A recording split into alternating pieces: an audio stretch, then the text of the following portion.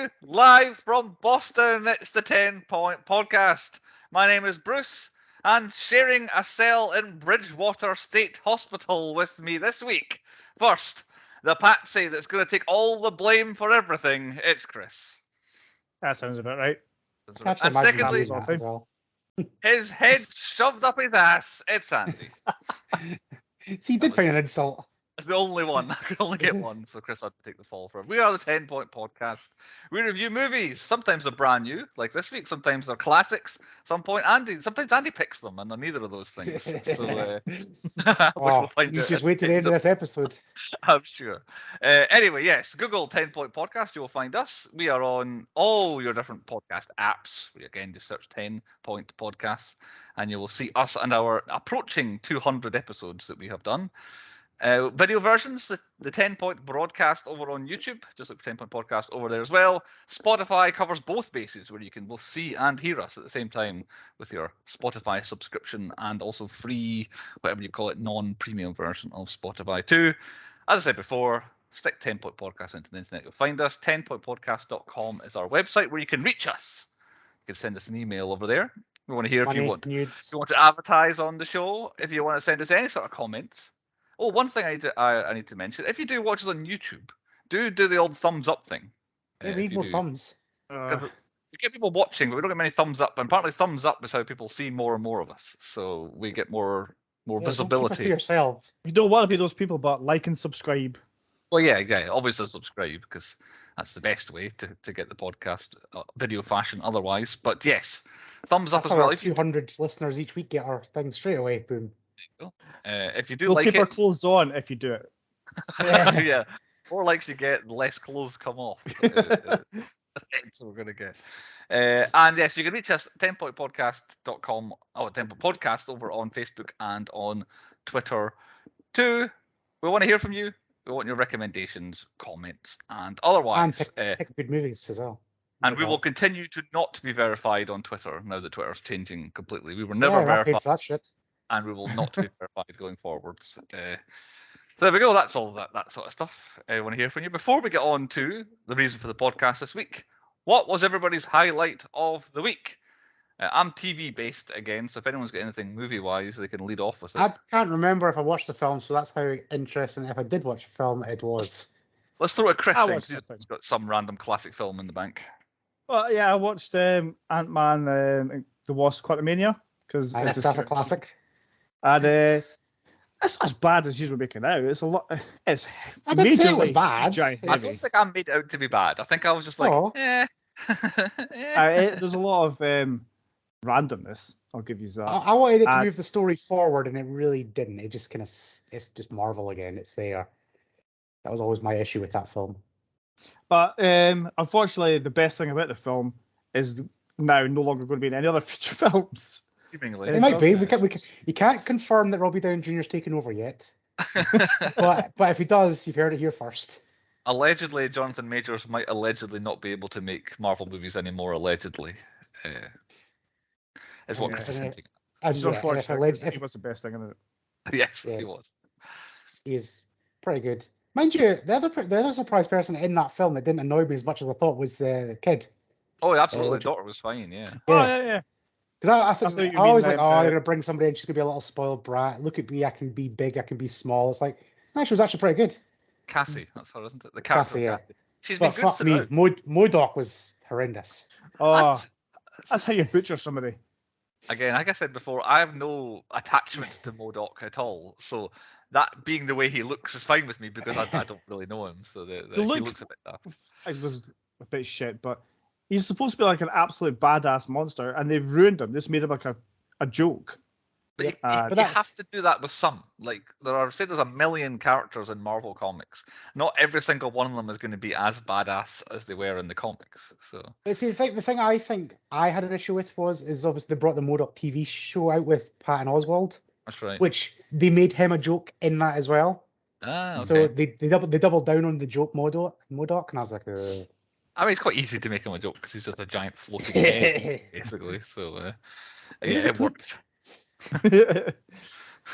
How, more rather than where? Does he poop out the back of his little bit there in the Well, head. he had a wee arse in Ant-Man, didn't he? Like, because he was. I had wee legs. Oh, I did. Yeah. I had his leggies. I'm assuming it comes out there, but it probably takes Why on did a he lot make his more head so food. big?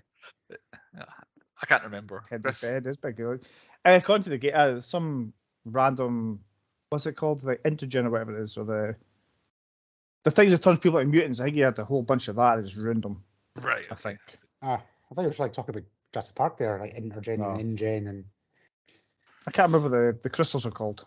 Yeah. I think he No, used no, that and ruined them and turned them into Some Modok. scientific Marvel speak is why he's got a massive head, I guess. Anyway, Andy, I what like have the you- film. Film's good. Oh, there you go. Sorry. If you liked it, I think it's fine. I don't. It's not going to live long in the memory. Andy, have you remembered anything that you watched? No. So we'll both double down on what you're going to talk about. Mando was my one because I didn't watch last week's episode. I was away, so I was unable to see the last week. So I did it as a double bill, basically a feature film, because it was Yeah. the running time on them is 40 odd and 50 odd. Obviously, you So- got the massive long So time. since you doubled down, I wonder if you've got the same conclusion that I did. I mean, Well- I'm willing to hear yours, and I can. Episode 7 should have been like the last episode because it was way better. Potentially, yeah. Like, I there was get- bits, so obviously story-wise it wouldn't have worked, but just having the big guy with a gun and all that, like he should have, like that should have been in the last episode. yeah, 'Cause you all the way through, I'm like, I'm okay, I'm hooked on this, I'm getting this, I'm liking it, and I'm like, what the fuck's dying? Like they're gonna kill him off. No, he's not. yeah. Oh, he's dead again. No, and like Chantel was a world of like a roller coaster of emotions. Like, oh my god, he's gonna die. And I was like, somebody's dying here. Like, are they gonna kill Mando off? Are they gonna, like Bo-Katan's dead? And then I was like, oh, the Oh, armor's shit. definitely a bad guy. And I was like, wait, the armor's not. that's well. I was like, the armor's not a bad guy. The armor's dying. And I was like, everybody in that at one stage was dying to me. And I was like, just that frog there. I take it at the end. Fuck it. Yeah, But the that's no, my review. it worked really well as like a feature-length season finale for me. Like I think I missed the general consensus with last week's episode because I was avoiding everything. But I think people were like a bit iffy on it. And then the end of the season came, and there wasn't Luke Skywalker didn't walk in and save the day. So everyone's like, "Oh my god, such a disappointing finale! Why wasn't Luke Skywalker and Han Solo and Chewbacca and Princess Leia and R2D2? Why weren't they all there saving the day?" And so it's like because it's and its what own about show. the major MacGuffin of the Darksaber, which was utterly useless? Yep.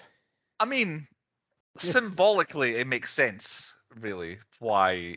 Well, 'cause he was able to do it because he had super powered like suit on and all that. But the fighting over the who should lead Mandalore because of this thing. Am I frozen? Have I know, I stopped. You stopped. Well, I can hear you just Oh. fine. Actually, I don't know if you can hear us. That might be the problem. I can I'll hear keep you now. going. There you go. I'll keep going about the Darksaber then.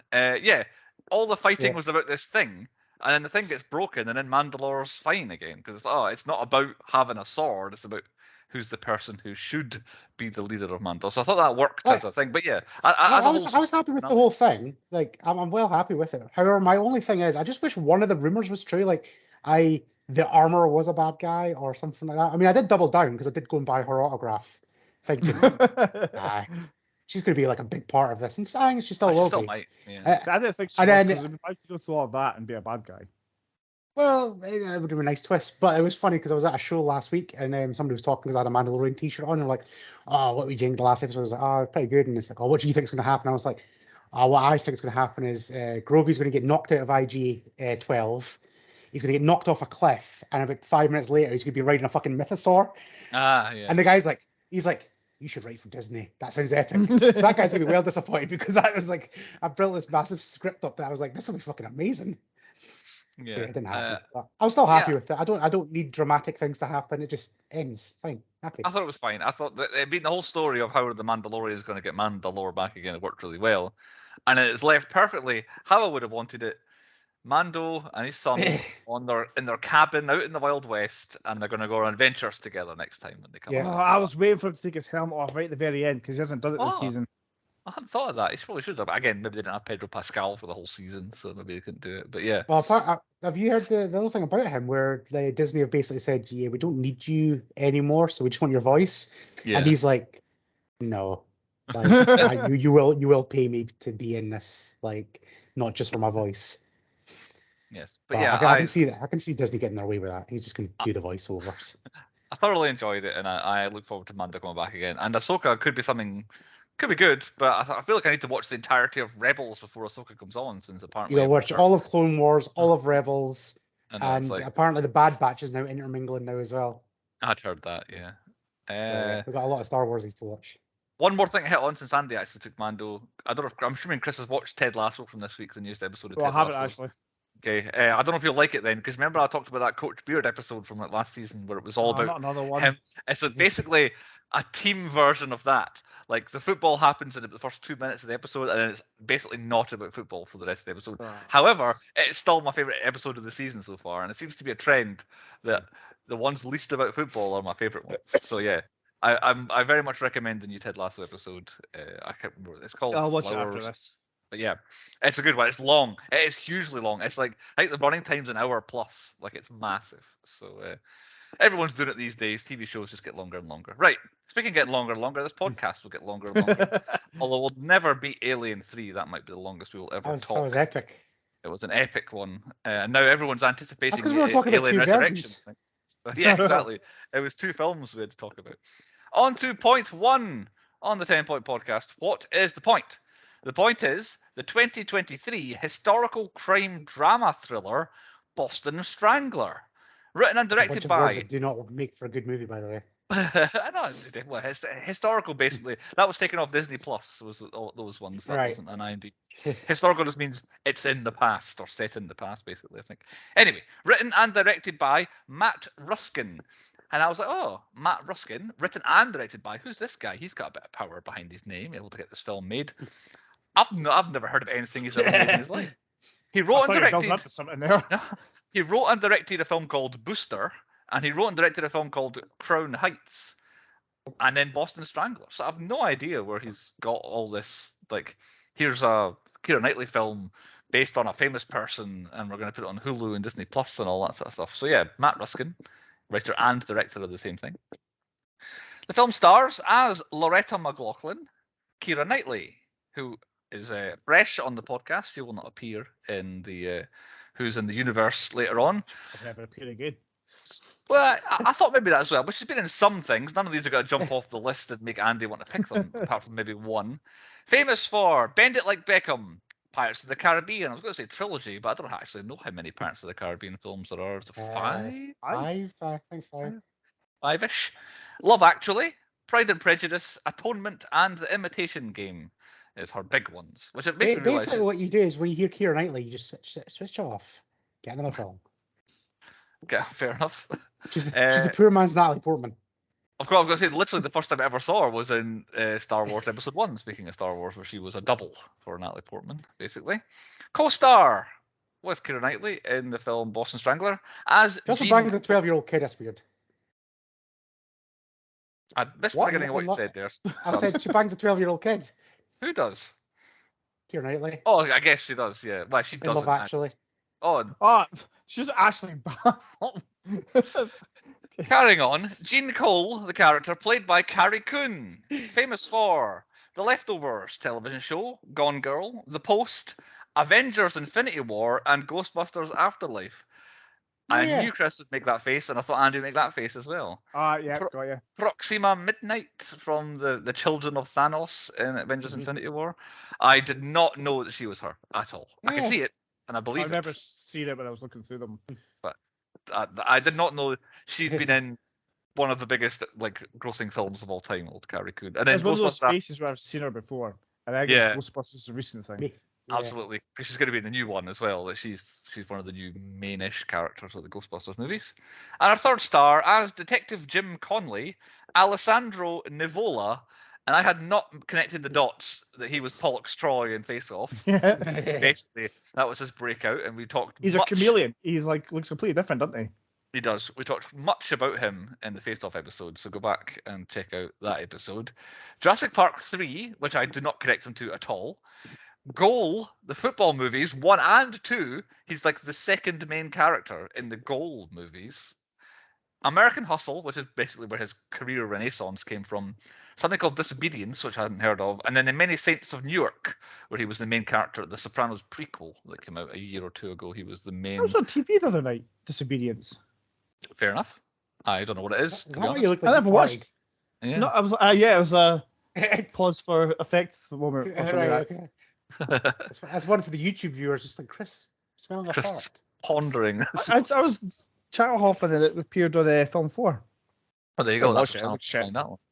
Yeah, I didn't look at my kind of thing either, but yeah, I'd never heard of it. And they are our main 3 stars in here. Although saying that, I think Alessandro Nivola is a wee bit behind the other two. The other two are a bit more of our main characters. And even then, Carrie Coon's quite a distance behind Keira Knightley. It's a Keira Knightley film. She's in basically every scene. Made on a budget of, I've no idea, I can't find it anywhere. In the US, it opened in its first weekend to no $1 million because it went straight to Hulu streaming. Worldwide gross, it's only been out a few days. It came out on the 17th of March, spoiler for that. So it was 3 days at the time of recording, probably inside a week at the time of listening. I don't know what its gross is because it's Disney Plus and Hulu. Worldwide, we have no idea. So I don't know how much it cost. So and it's probably not- informational in this episode. I know it's not going to make any money because it's all going to be part of Hulu subscriptions, and I would pretty much guarantee you're going to get less than 50 people are going to subscribe to watch this film specifically. Just the biggest Keira Knightley fans in the world. I was gonna say that's being like generous. Oh well, I mean, like there were some people out there who are like, "Oh, there's a new Keira Knightley thing. The only way I can watch it is on Disney Plus. I'll subscribe and watch it." I would imagine. I could be wrong. I'm prepared to be wrong on that. Poor man's Natalie Portman. Quite possibly. 17th of March, worldwide, straight to streaming. That was its release date. Means it's eligible for basically the awards next year because it's not got one nomination for any award yet. But then it's not. We're not in award season now. People wouldn't be getting and all that sort of stuff. And also, this is a bit of a dead zone.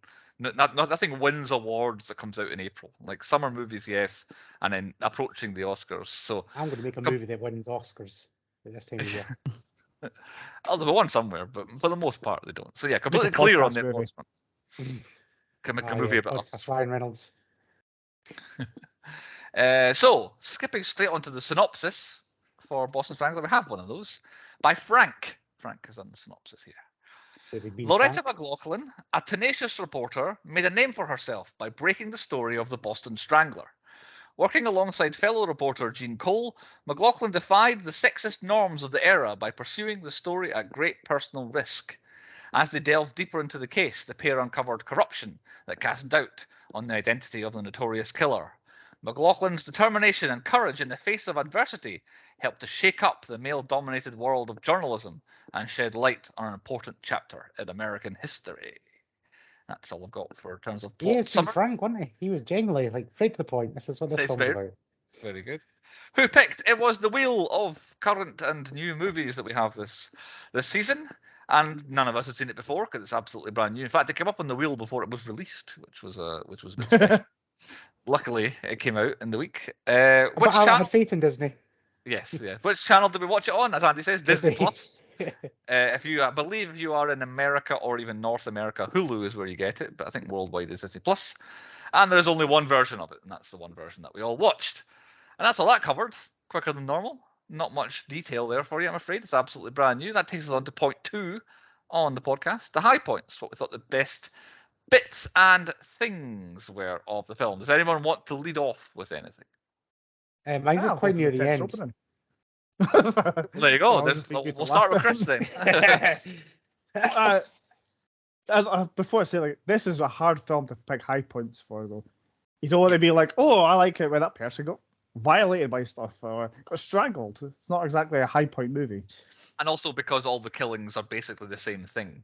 So Yeah. it's really like, it's not like, oh, that was an awesome, oh, that was really, it's not like Scream. It's like, oh my god, they It's were not like killed Seven so where there was brutally. a good killing.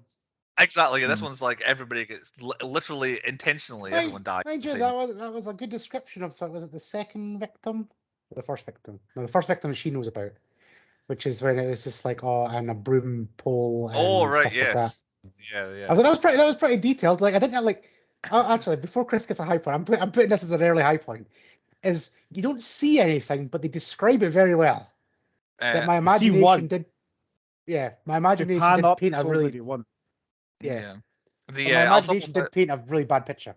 I'll use Andy's Yeah. phrase and double down before Chris gets his high point, and I'll say the bathtub murder works very well in the same fashion, which is the woman is running the bath, and then she stops it to like a drip, and it basically walks away and gets murdered, and you can hear it happening, and you've kind of seen it happening before, and you know what the process is, and then the killer comes back and turns the tap on, like the camera just keeps zooming in, and it turns the tap on, and it's a very violent tap at that point, and then goes away to finish off his murder, I imagine. So I enjoyed that one as well. So there we go. That's literally the one killing that I was like, oh, that was quite they're all kind of like that though. Like, even the opening one, you're in the guy's room as he's writing away, and all you hear is whack, whack, and screams and like thud. And you're like, what the fuck is going on? And then it goes to her. I'm assuming she's already gone, like dead, and then just turns the TV up. And it's quite tense. You're just sitting like you don't know what's happening. Yeah, I forgot that entire bit existed. I actually didn't like the first bit. Yeah, it's like just the whole kind of this semi one shot in this. It's like goes and gets people to come in. It's just like, is he still in there? Oh, he's long gone. Yeah, I like that you can see, like talking about, you can't ever see what's happening, but before it turns the TV on, you can kind of see the reflection in the television screen, like of just movement in the background, and then say just turns it on like that with the music playing. Was that your first high point, Chris? Yeah, literally like that opening shot of like seeing a guy doing his work or something like that, just hearing the thuds in the room next door, the screams. I'll start with one of my all-encompassing high points. I think Keira Knightley's really good throughout. Like, I think she does a really good job of not being Keira Knightley. Like, I feel like she plays Keira Knightley's face, like the friendly sort of English, very very English sort of girl in everything that I've ever seen her in personally. You seen Pirates of the Caribbean? Yes, she plays English in that. She's infamous for not moving her jaw when she's talking like that, exactly. and that's literally what she did through this entire film. But for me, she's a high point from what Bruce is saying. I'll kind of agree with that. However, every time she was on screen, I don't know if it's because I was watching it in 4K HDR, but it's making me feel old now because she's got a lot of crow's feet, and like I know I'm going to get bashed online for being like a feminist and blah blah, like an anti-feminist. But she looked fucking old, like, and I get it. Like, I don't know if it was makeup.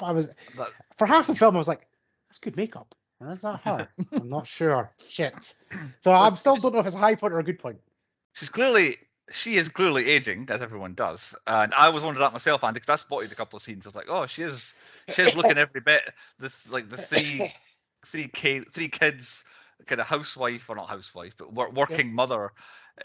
She is looking the part these days. But I thought she carried off kind of, I don't know, like kind of lacking in patience, sort of middle-aged woman. I thought she did really good. And then American, like she sounded very American. She did not at all sound like she was from Boston. So they never explained why most of the cast had very strong Boston accents. But this woman, they never explained what her background was, unless I completely missed it. That she wasn't with this strong Boston accent, but not that that's a good one. But I thought she was very good and very convincing, and I didn't Mark have her Wahlberg voice here. Yes, exactly. I thought she was good, but then she doesn't have an awful lot of things to do. Like she doesn't have a breakdown and get really emotionally bored. She doesn't have to do anything. She doesn't have to act like running away from a killer or anything like that. She doesn't have to do any saving of the day. She basically is just a journalist thinking at most of the film. So she kind of proper acting. My next high point is her looking at that autopsy scene. And it's like Keira Knightley is probably the best acting she's done through this whole film. It's like she's looking at the photos for the first time. Yeah. Because like every time she flipped over, she got more and more like, oh, I can't look at this. Yeah. And that's probably one of the best bits I'd say in the film. Well, there you go. That'll be a high point then, I would say. Yeah, that's a high point. That's the definition of a high point. I think my earliest high point after that. I said my high point.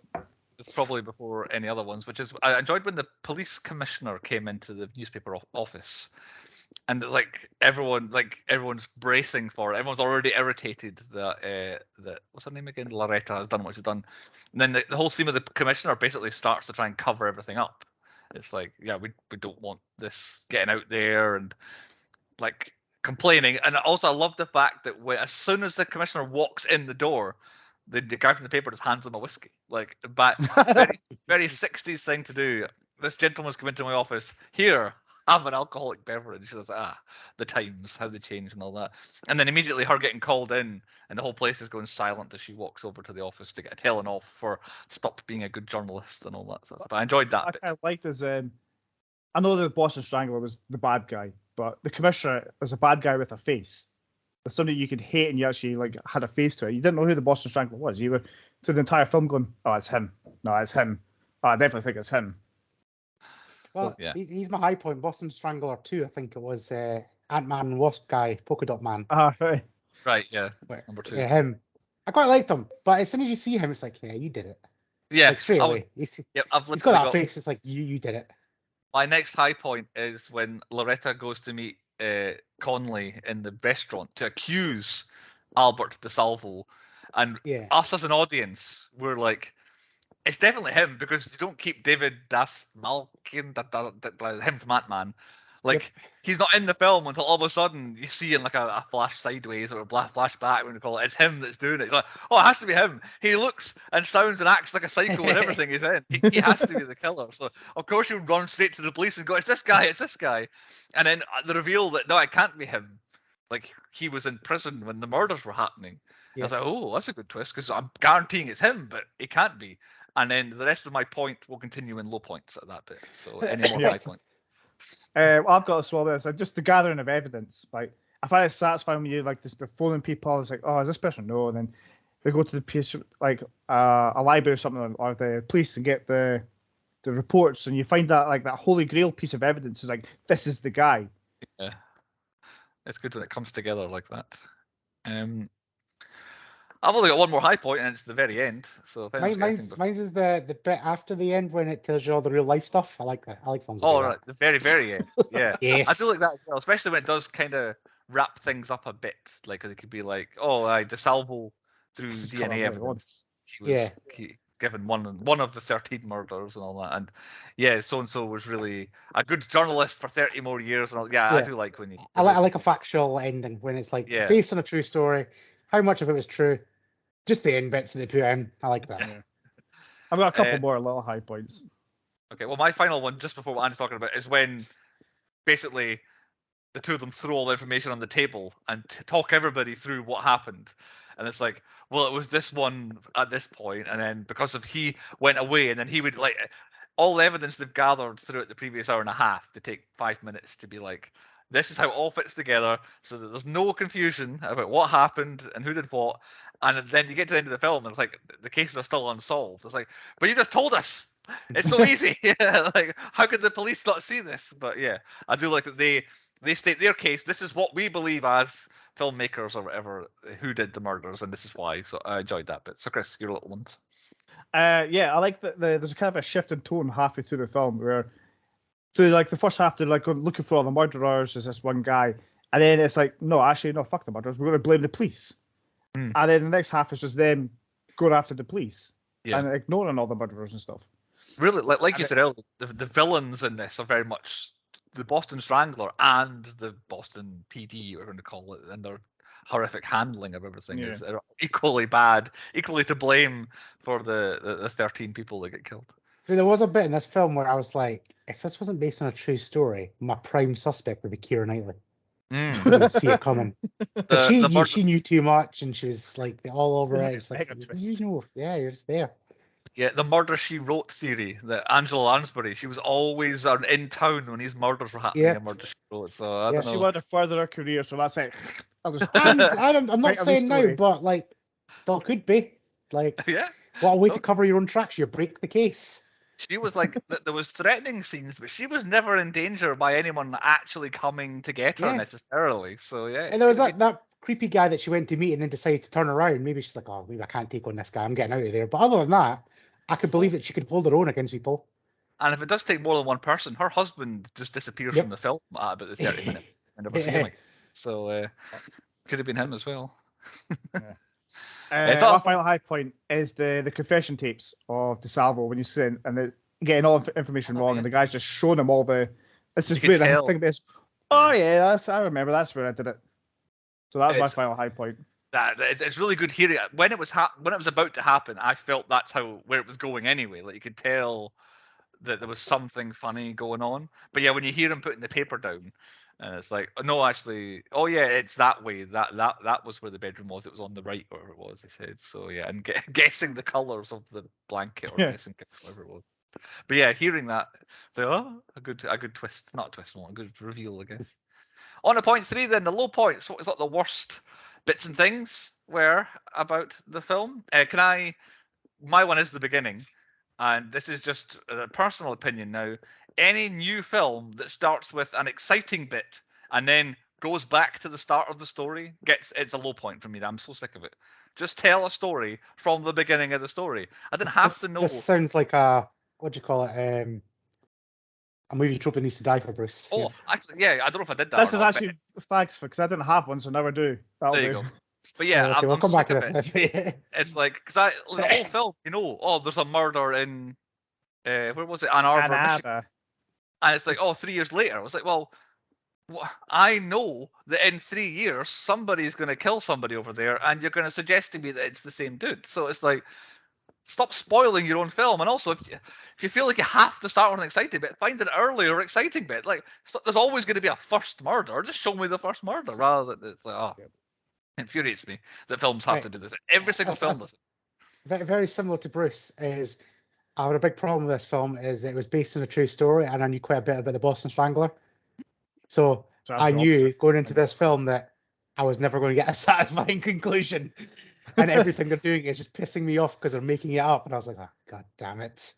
So or they're making it more obvious, basically. They say, like, quite clearly it's this dude here, and you're like, well, because like straight away I was like, I know it's never been solved, and there was only ever like that the Santa dude, because it was literally, I can't remember, it was like on a kind of unsolved murder mystery thing I'd watched like a year or so ago, so I knew like that name. I was like, oh yeah, it was him, and I was like, wait, no, they don't solve any of these. So going into it, I was like, I'm just not going to get a satisfying story, which hindered this film a lot throughout whatsoever. So like I said before, I spent the entire film pointing out people going, oh, that's the commissioner. Oh no, wait, actually, it's the cop that she's friends with. He's quite sus, and I was like, actually, not the photographer. He's always there.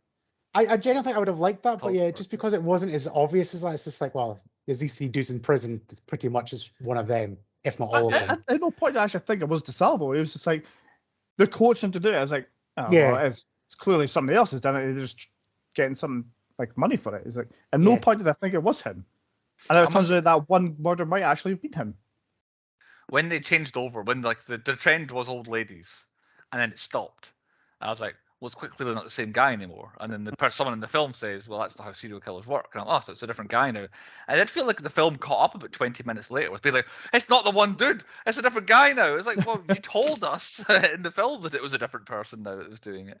But that takes me on to one major point I need to slip in here. Were there no lights in the 1960s? Because the whole film is like it's in the dark. Like it's like on the video version, I'm pointing at the darkness. It's pitch black the entirety of the film, and I can't see like the color. There's no color in this film either. Like it's the 1960s. It's browns. I remember what I've seen from various pop culture things of the time and about the time. It's bright colors. It's the 60s. It's a really, really bright time with fashion and all this stuff. But nobody in this film wears anything except from grey and black, and it's very dull to look at. Which didn't help that I've got on my notes here. 45 minutes in, I'm now starting to lose interest. And that was around the time that the pregnant girl was obviously killed by not the serial killer. And I'm like, oh, she's just wasted time now. It's like she's pregnant and it's by the boss, is it? And she seems to not be on the trend of the other victims. And I'm like, oh, right. So I can stop paying attention now because she's going to find out that it's not the serial killer that's killed her. And it took me a while to get back into it again. But yeah, that the one that got me when it changed is there's one that opens the door and she goes, hello? And she's like, oh yeah, I'm here to do your radiator, because she clearly doesn't know him. And he goes and makes a cup of coffee and he just appears behind her and just chokes her. So he's obviously not somebody that knows her. Yeah. So I think they're just picking random people to make it like, I don't know, just to try and confuse us, and it did. I don't know who the fucking killer is. I don't know if it could be a high point, but I'm going to put it as a low point because it comes up with a genius idea when a serial killer starts. That's your time to get rid of some people you don't like. Oh yeah, absolutely. Yeah, it's genius. I like that aspect of the film, but yeah, I'll put it in a low point because it just basically made me think of being a serial killer. Especially if it's all over the newspapers and you see, oh, all 4 of the women have been this, that, and the other. You're like, oh. Yeah, just tie a little bow around them. Sorry, it wasn't me. Yeah. That guy, the guy that started it, I think it was Paul Dempsey. Paul Dempsey, which is the name of a football commentator, so that made me laugh when Paul Dempsey was getting accused. If he had just stopped at 5, he would have got away with it scot-free. He could have just left and lived his own life. But then he had to go start killing more people Had to in kill someone Michigan. elsewhere. Yeah. So yeah, it was an error. Oh, he went to New York, didn't he? Was he not the New York one? I think he might have been the New York one. Oh, maybe he went somewhere, and Anyway, if he'd just stopped, he would have got away with it. he would have, but that's Idiot. it. The I don't know, the need for blood rises to feed the desire, the hunger. With the exception of Chris Cooper at the newspaper, the boss man, and then the other boss guy who's in a couple of scenes, all the male characters look really similar. Like the ones who are kind of important-ish to the story until we get to the actual three killers who I could identify. Spoiler. But for a while I lost track of who the detective was, who her husband was, who Carrie Coon's husband was, and there was another character. There's four guys. I think it was the guy who was in the newspaper in New York, or maybe another detective in New York or something like that. Every time I saw a guy, I was like, which one are you again? I had to wait like a couple of minutes into each scene. Right, okay, you're the husband, and like all this sort of stuff. It really confused me a couple of times that they cast so many people who look strikingly similar.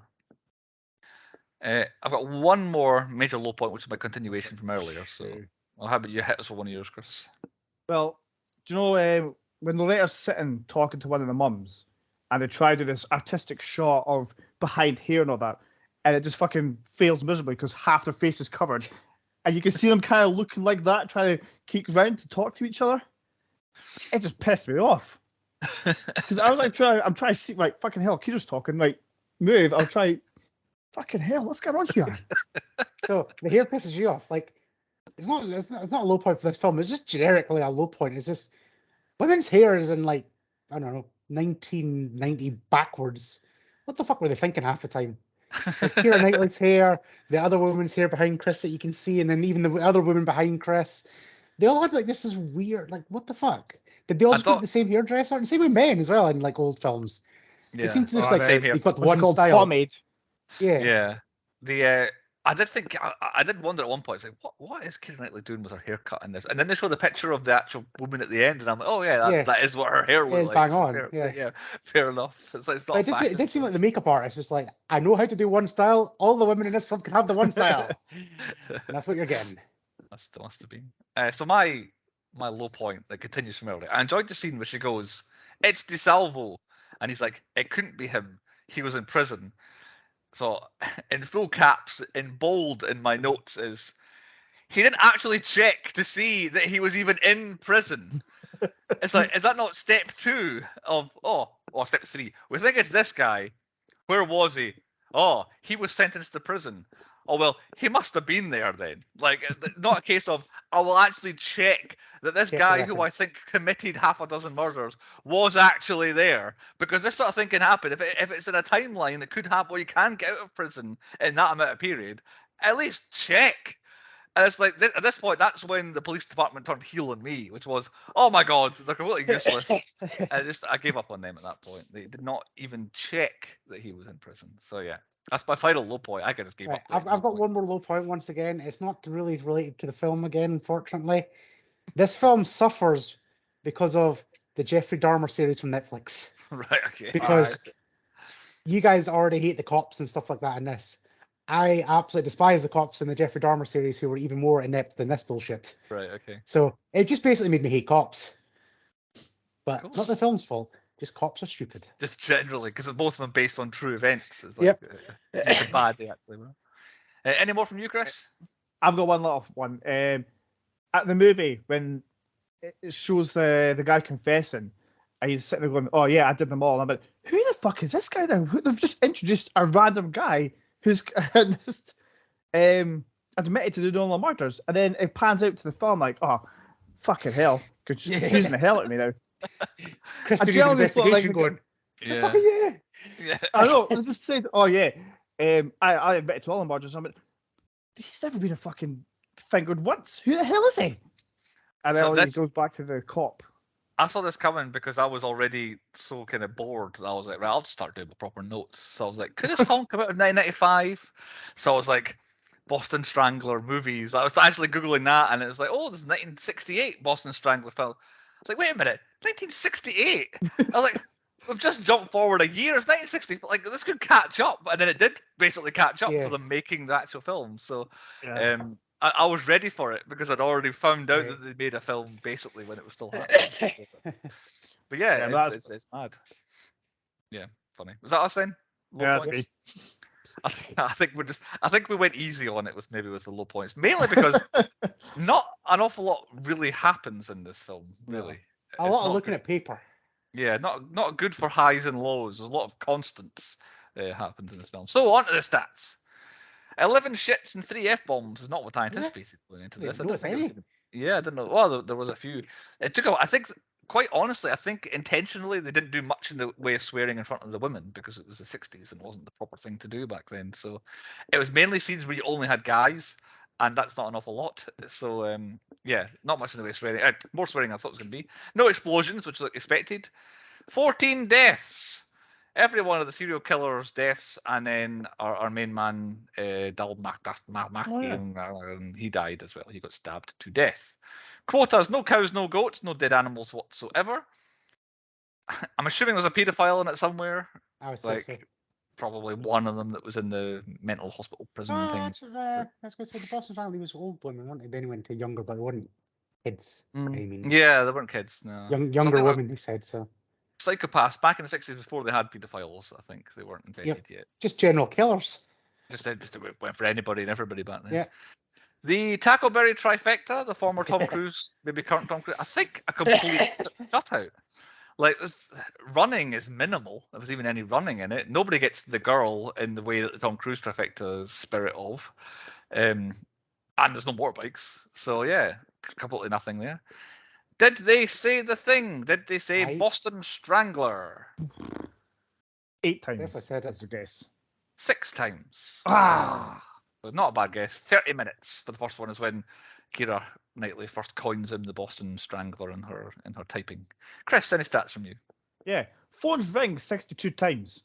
Bloody hell. What a fact. Oh, it's coming up later on. Why? Yes. I did it. Yeah. This is the kind of shit that we do a podcast for, just for facts like that. It didn't even stand out to me. Well No. Well, I suppose the newsroom would be ringing, I suppose.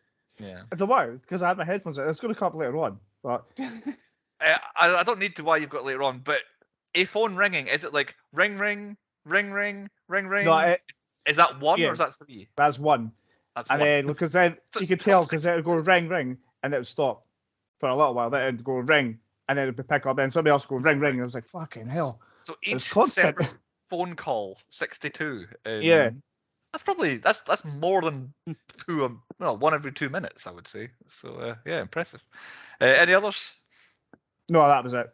Andy, do you have an interesting, random, or otherwise fact about Boston Strangler? Yeah. So this set behind me isn't in Boston; it's in Southend, in England. Southend in England. It Yes. doesn't look like Southend. No, It no. does not look English. So yeah, that's Southend. How is Apparently, it that Britain looks more like America than America does? it's like why does Glasgow look like Gotham City? I know. Exactly. One of the Indiana Jones movies was filmed in Glasgow. Is it the new one? I think it might be the new one that's coming out. Yeah, I think it was. They're filming there in Newcastle. It's like, why? Like, there's so many more cities and buildings over there. Like, it's like, why are you coming over here? Surely, if you want to make it look like Boston, just go film it in Boston. Right there. Yeah. Very good. On to point 5, the 10-point podcast quiz. Andy, over to you. Fuck, where's this going? Right. This quiz, it's got a bit explaining to do. No. It's called the Boston Wrangler. Oh. Okay. You've got to use the clues that I'll give. I'll say one clue, and then I'll say another clue, and then I'll say another clue. And then you've got to chime in with the famous Bostonian. Right, okay. So you've got to guess the Bostonian from the clues that I'm giving. Okay. Are we going shot about, or is it just first to guess? No, so I'm going to say them, and when you think you know, shout in. But if you get it wrong, you get shut out for the rest of the clues. Okay. So is there a set number? They're mostly 3s. Mostly 3s. Cool. So I'll say a clue. I'll stop. You can chime in. You can chime in at any time. You can stop me mid sentence if you want.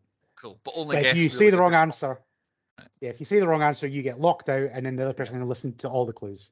Right. Brilliant. Okay. Number 1. Remember, they're all famous Bostonians.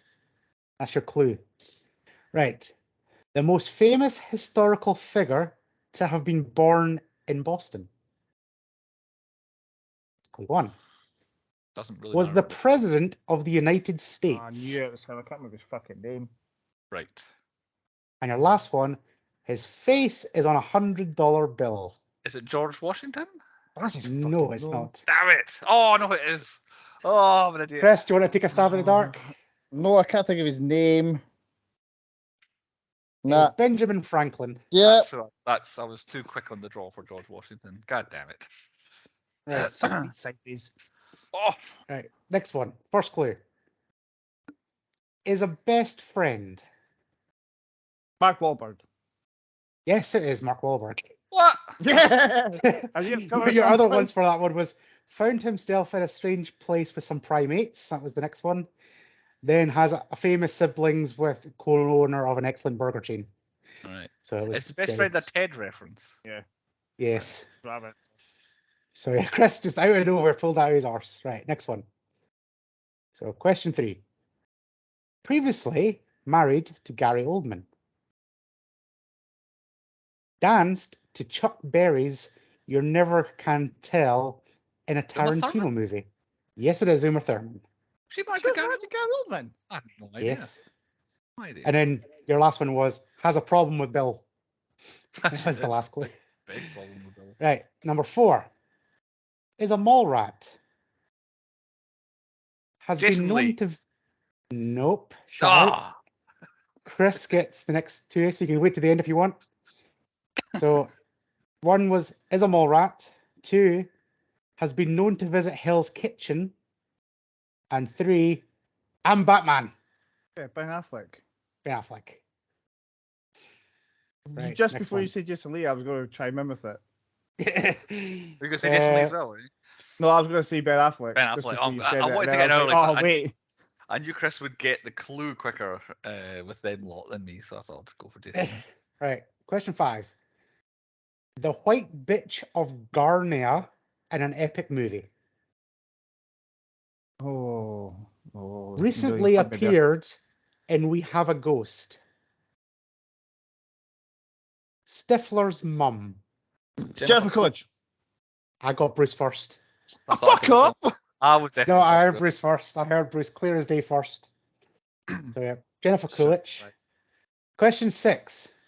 Was she in? So was it epic movie that she was in the first? Yeah, she was the white Right. bitch of Garnia, but not Narnia in an epic movie. Yeah, in epic. That's what I wasn't sure if you said in epic movie or in an epic movie, as in it was In like an epic movie. right. Okay, Right. I remember none of it. Number 6. A suspect in a movie about a murder to be solved. A pivotal part of a moving train. Brother to Susan Storm. That's all your questions. Chris Evans. It's Chris Ah. Evans. I was like, It was a Knives Out. It was a Knives Out question. Yeah, Thingy train one, which is called Snowpiercer, and then Fantastic Four. I would never got to view the train. I would have to be the other two. I was just like, Number Storm. That's Fantastic Four. Who's like who in that again? number 7. A cheerleader took a wrong turn. No, it's not. It's Elijah Dushku. It is Eliza Dushku. Fucking hell. I know it says Jason Sudeikis. I wonder if it said Jason somebody. Yeah. I'll give you it. The last one that one was a Slayer on a TV show. So, Oh, I'd have been. right. Question 8. A couple more. Bruce can still pull us I back. need them both. I think. Right. Known as a patriot, appeared as himself in Ted 2. Tom Brady. Yes, it is Tom Brady. The last one was going to be the greatest. First game. The greatest quarterback of all time with the last There you one. go, that So one, got it, the Bruce's goal. comeback is on. Here we go. Right. Want to go? Number 9. Won a Pulitzer Prize. Assassinated in 1963. John F. Kennedy. It is John F. Kennedy. The last one was the youngest elected president in the United States. I was actually going to say Loretta McLaughlin because she won a pull. What's the scores? It's 4-4. Right, here we go. Sudden death tiebreaker. Winner takes all. To win it. Let's still win it. Right. Controversial human rights activist. Portrayed by Denzel Washington in a movie featuring his name. Malcolm X. Oh, Bruce got it. Fuck off! I said Malcolm Yes. X, and then he said it right after me. Nope. I heard What? Bruce Malcolm. For you. Shenanigans. Well, Did I you thought- listen to this back? You guys can listen to it back. I heard clear as day Bruce first, and you were just after him, Chris. I'll be honest, So- Chris, you were way behind me when I said it, so there's a delay there, and Andy's the one in the middle, unfortunately. So you can, like he says, you can hear the podcast back. You can listen to it back, anybody, but I heard Bruce clear as day. So, as far as I'm currently, Shit. Bruce wins. From 4-2 down to win 5-4. Yes. That's Right, twice Chris. that happened because that's miles ahead of you. Make yourself feel better. Tell us the people from the 10 Point Podcast universe I don't wanna. in Boston Strangler. I don't want it. I can take us Eh, all too if you want then. I've got a few here. Danny Connolly, who was the building super, he was in 21 Jump Street as a teacher in the flashback. I didn't get that far down the cast. So All right. it was Eh, huge. Oh, I haven't put this guy's name in. Chris Cooper, who was the head of the thingamabobby, he was in Me, Myself, and Irene as Lieutenant Girk. Was he one of the villains, or was he just again? I can't Yes. quite place his character. Like I saw a picture. I think he was the villain Right, 'cause after. because Renée Zellweger's ex-husband was like chasing them, but it was Yeah. actually Chris Cooper was behind it all.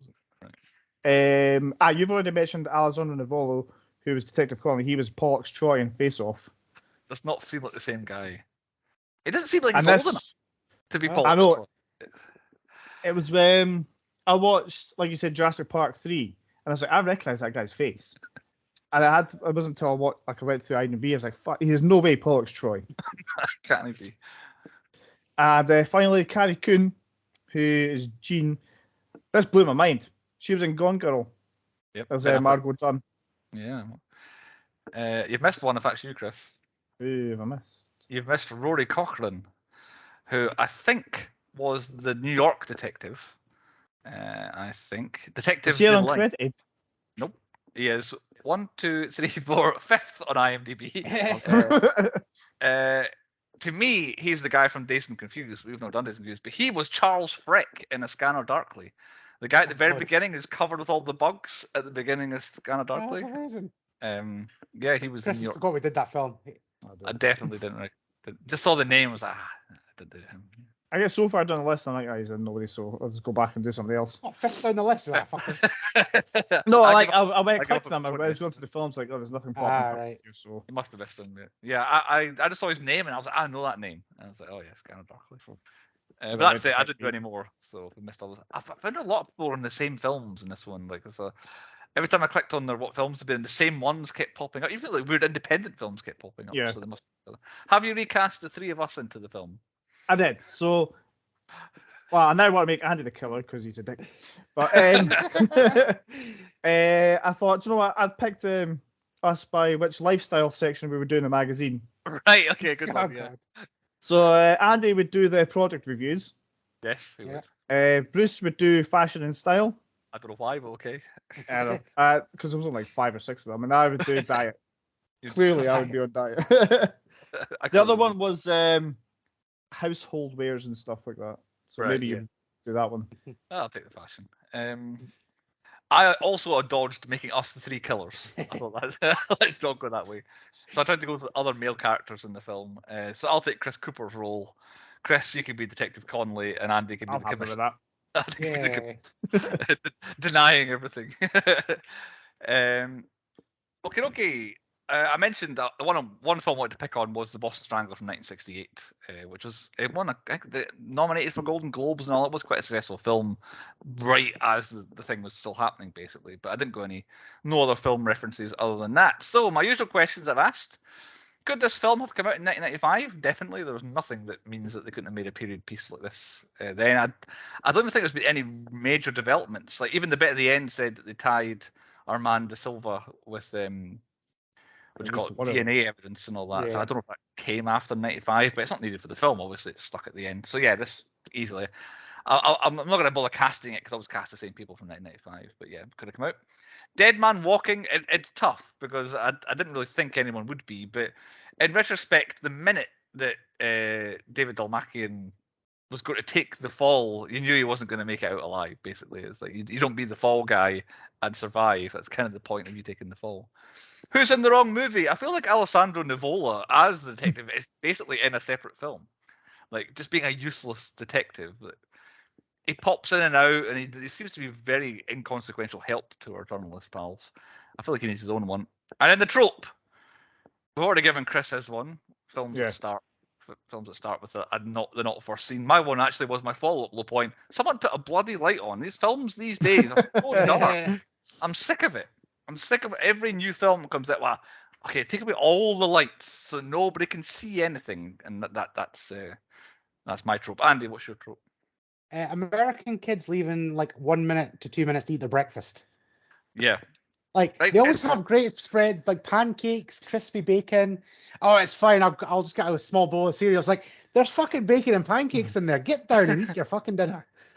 Just it irritates me. Like they put on such a good spread. And like, what time do kids go to school in America? Because it's always glorious sunshine. They've had time to make all these pancakes and bacon. Like Right. I get up and go to work and it's fucking pitch black and I've barely made myself a fucking bit of sausage. I didn't have breakfast. Like we're as high up the hemisphere as America is.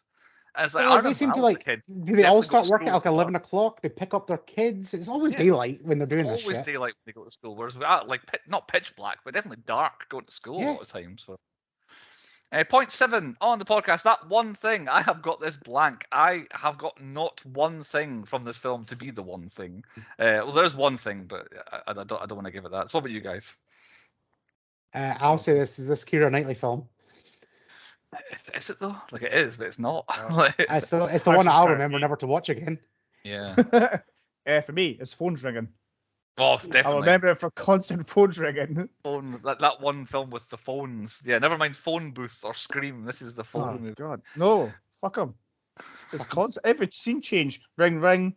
Oh, Jesus. For me, I'll put my one thing. This is the film that I'll say it. I was going to try and not utter the word on this podcast, even get through it.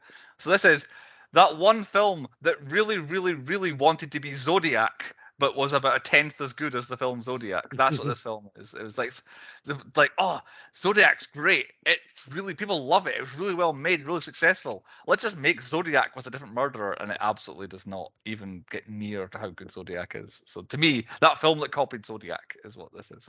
On to point 8, our nominations for the 10 Point Podcast Awards. Chris. So quick. Best actor, Keira Knightley. I've got it. I think she was good. Yeah, personally. I'll cover that. Best badass, Loretta, because like she went place, she's cracked the case kind of thing. No, fine. Best team, Loretta. Another nominee. I'm just saying she's not. Okay. Best team is Loretta and Jean. I've got the Stranglers. They did have a good plan. Like, they worked together. They executed it, and they win. Yeah. Like, well, that's what I've got as best villain because it's still not solved to this day. Yeah. So I'm happy with both. I think they're a better team than the two journalists are, personally. Okay. I put stupidest character, the commissioner. Yep. Probably, yeah. Well, any police in this, pretty much. They're the worst cops. The Boston police force is the worst cops. Specifically, I went our main man Conley because he didn't even look up to see if the guy was actually in prison when he thought he was in.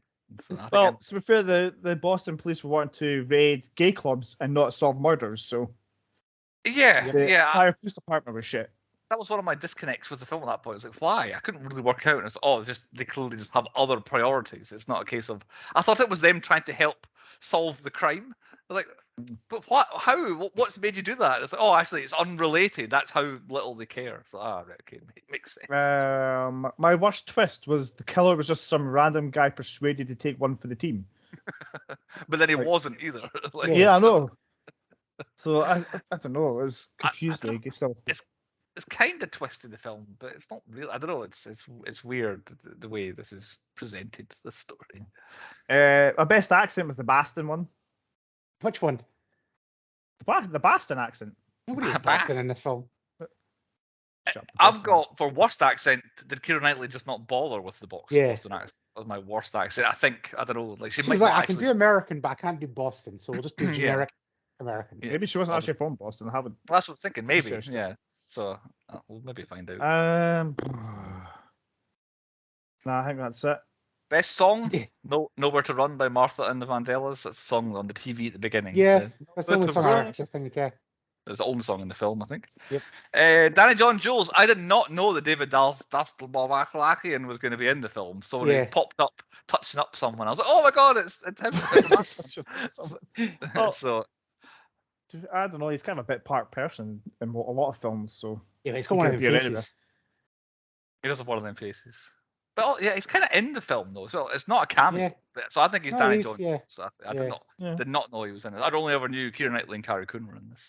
Most annoying kid, whichever one punched the other one in the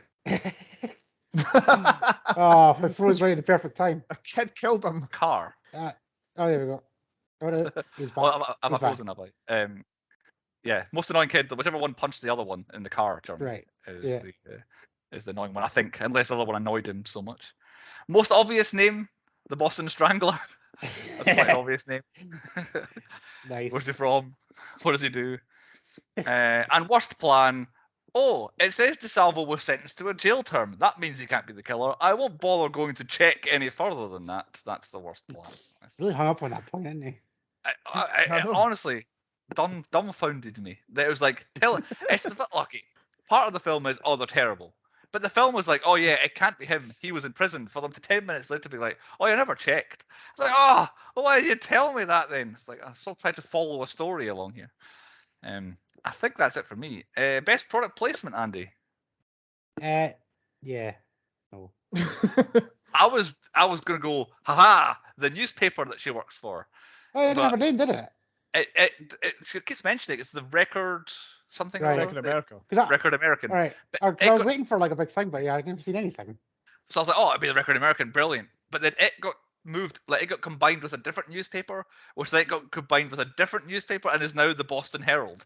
So it's Yeah. not even a product placement because the newspaper doesn't exist anymore. So it doesn't really work that way either. So maybe it's for the Boston Herald because I investigated it. But yeah, I think zero. It's like there's Yeah. no products in this film Nope. whatsoever. Bizarre. I think that's it then.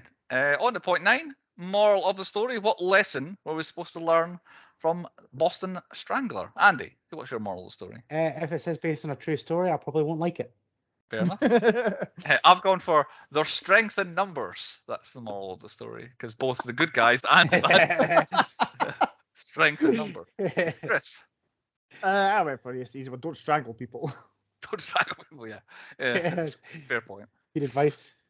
Good advice, generally. Point 10 on the podcast in record time is the 10-point rating, where we rate the movie out of 10. I usually go alphabetical with the wheel ones, Andy, so why don't you do Two the same? fish. 2 fish. So it's shite 1, Yeah. fish 2. Like, Yeah. Add something. Add something. Like I said, I went into this like knowing I was never going to be satisfied. But I thought they might do something different, but they really didn't. So I knew I was never going to get this outcome that I wanted. And yeah, Keira Knightley just kind of bored the shit out of me. I mean, she's not exciting. I think she's fine. No, she's like I said, poor man's Natalie Portman. Just there. So I've already mentioned it. It's trying so hard to be Zodiac, but like a bit of an Andyism. It's not even close to the top 25 serial killer movies. I would say safely 25 serial killer movies are better than this. I would say. Scream 1, Scream 2, Scream 3. Exactly. Not 3, probably not. But yeah, most of the Scream movies, Zodiacs, your Friday the 13th, your Halloweens, like millions, Jeffrey 20 or Dahmer. 30. So it's a 4 for me because I think it's okay, but it's not very. Like, it's hard to really say anything bad It gave about it. this other a than 4, it's but a it bit gave fucking the Cube a 1. Jesus hell. This is comfortably better than the Cube. I would still watch neither again, but the Cube is just bad, whereas this is just like ugh, boring. Chris, you. Yeah, I'm like a true crime junkie, and I was really looking forward to this. I thought this was going to be a belter. But like you both said, it was just a bit boring and flat. It took like an hour for me to not notice that there wasn't any phones ringing after it, because it fucking every scene there was phones ringing. 62 of the bastard and things. How did you not notice it? Nope. Like, I watched the review the first time, and I was like, fuck. I can actually imagine that this is how you watch the film. You put it on, within 5 minutes, you're like, No, I watched this one all the way through. Like, All it made me sleep once. I was right. I was like, every time they changed the scene to the Herald, the phone rang. I was like, Jesus Christ, it's like non-stop. And then Like she was at home. Like if you see like a newsroom, the phone's ringing all the time. That's supposed Yeah. to be. But then like, I went to her house and it kind of zoomed in on the phone, and the phone rang. I was like, fucking 4 times in one scene. But it's not a bad movie. It's just boring. It's just a bit meh. So I gave it like a 5. It's just an average film. Middle of the road for Chris. Jesus, I mean, generous. it's a 3 overall, officially a 3 out of 10. Probably a bit kind on it, maybe giving it a 3. I gave it a 4. I don't know. It's nothing. It's just there's so much better things to do with an hour and 3 quarters. Just go on Discovery Plus and just watch a proper Boston Strangler documentary. Yeah, way more exactly. Yeah, way better. Watch half of Zodiac. exciting. Anyway, this is The Wheel. It's the third film that The Wheel's chucked up for us this season. It's kind of going to ruin what we had an idea what the theme was. Boston Strangler, 80 for Brady, and Beast. The capital B might be what I think is the trend. Beast, Brady, and Boston.